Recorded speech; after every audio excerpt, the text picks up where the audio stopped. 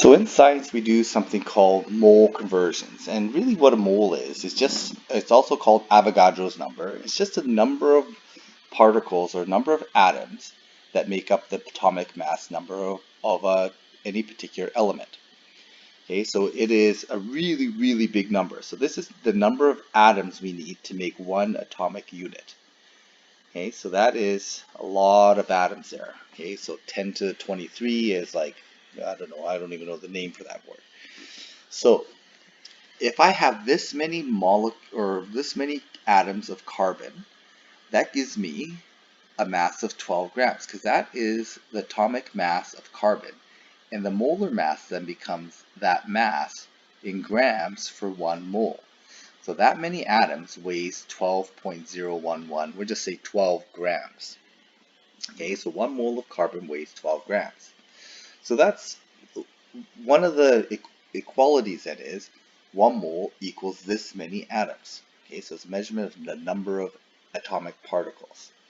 And it allows us also, this is a secondary part, it allows us to figure out the weight of certain elements when we have a standardized measurement of 1 mole.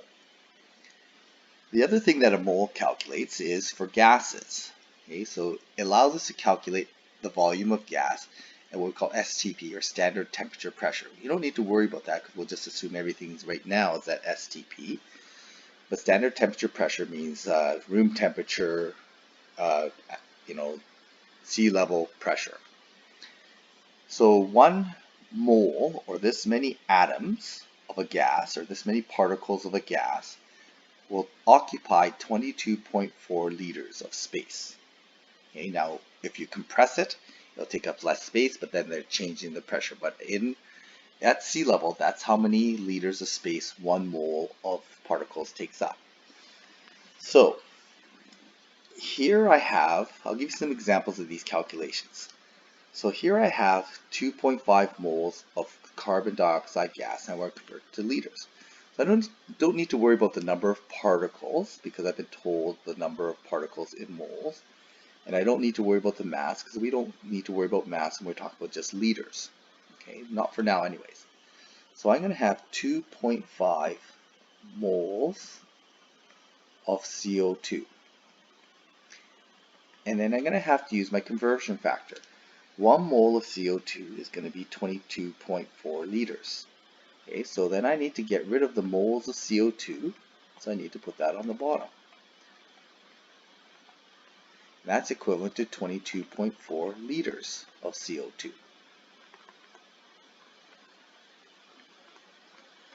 Okay, so these cancel out. Okay, so the moles of CO2 cancel out. We're left with liters of CO2 times on top, divide on bottom. It's just 2.5 times 22.4. So 2.5 times 22.4 gives me 56 liters of CO2 gas. Okay, now we're talking about liters of gas, so this is kind of assumed that we're talking about gas here. Okay, so there we have it. And again, we're using our dimensional analysis. Now we're just talking about, we don't need to worry so much about the notation here, okay, but we want to make sure that the moles of CO2 cancel out moles, cancel out moles. Okay, so how do we convert 55 liters of CO2 into moles? Well, that's just really the reverse problem. I'm going to use the same conversion factor because I know I can convert liters to moles using 22.4 to 1. So I start with 55 liters of CO2. And I know that 1 mole of CO2 is equal to 22.4 liters of CO2. Okay, so we know that these cancel out. Okay, we're left with moles, so we're going to end up dividing by 22.4 instead of timesing by 22.4. So we end up with 55 liters divided by 22.4. That gives me 2.45, round that to 2.46 moles of CO2. Okay, and so that's that many millions or whatever of that number of particles of CO2. But we're not asked to find the number of molecules or particles until we get to here. Here we have this many molecules of gas, and we want to figure out moles, and then we want to convert that to liters. Okay, so then we're going to need to use Avogadro's number. Okay, so we know that 1 mole is equal to this many particles. So that's not quite, we don't quite have that many particles here. Okay, so we're going to start with 2 times 10 to the power 11 molecules,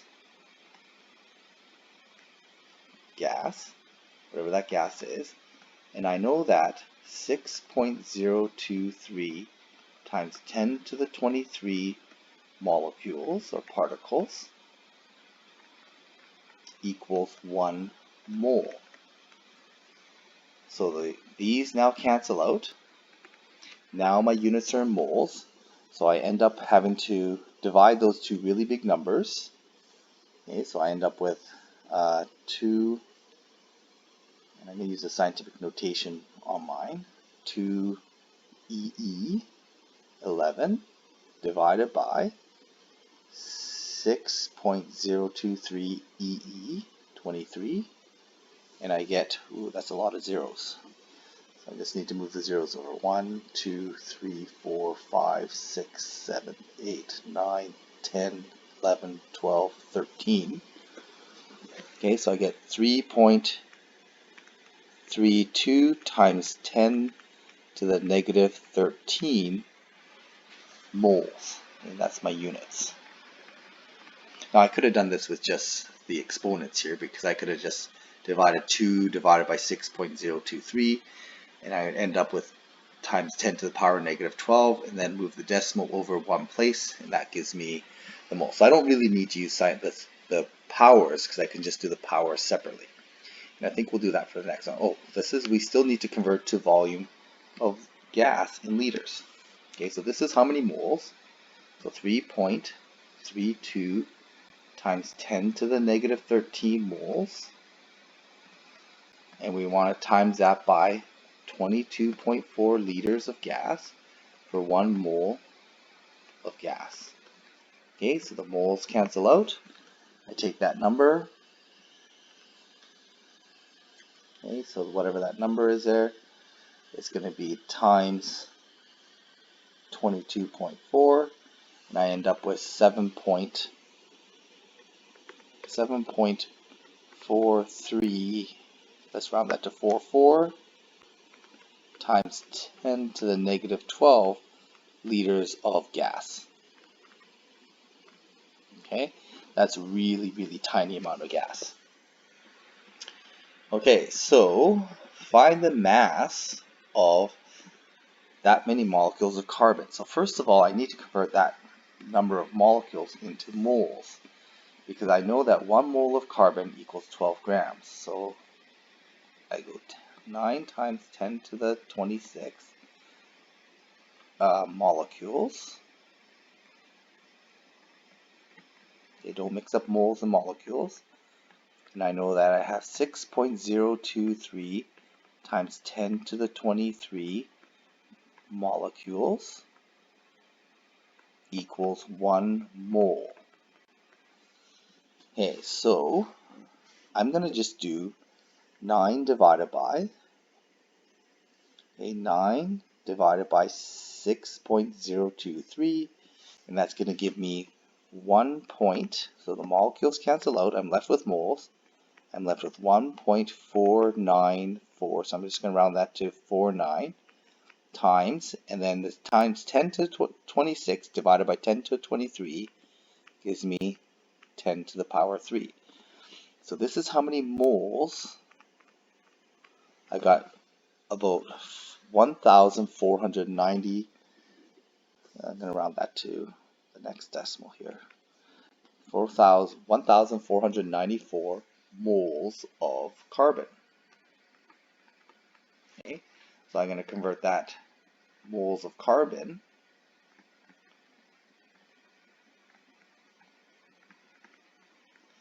and I'm going to convert that to grams of carbon. So grams over Okay, so the moles of carbon cancel out. I'm left with units of grams. So it's going to be that number times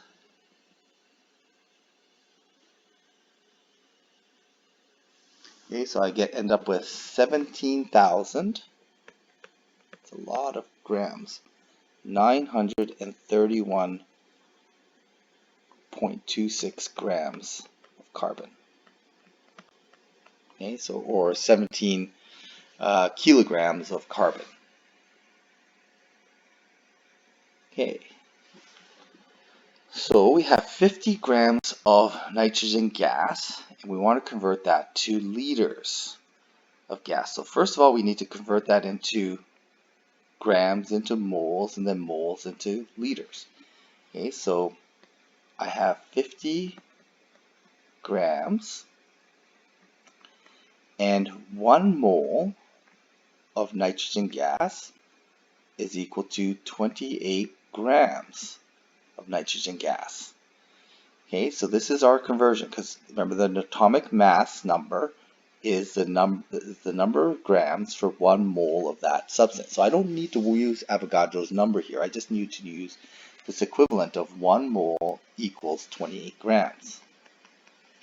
And then I need to convert this is now moles, and I'm going to convert using 22.4 liters for 1 mole of N2. Okay, so this is all talking about nitrogen. Okay, so then I've got my liters of gas. So I have 50 times 22.4 divided by 28, and that's going to give me exactly 40 liters of nitrogen gas.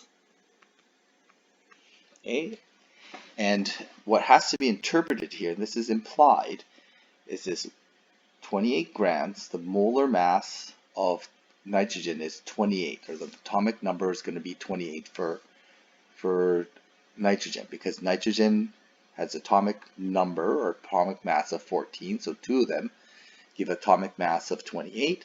So 1 mole of nitrogen equals 28, nitrogen gas equals 28 grams. And that's how the moles and the mass of the objects are connected. Okay, so this is kind of new. This is a little bit new, this chemistry part. Okay, but this is how it works. So the atomic number represents the mass in grams for 1 mole of that substance. Okay, so carbon has this mass.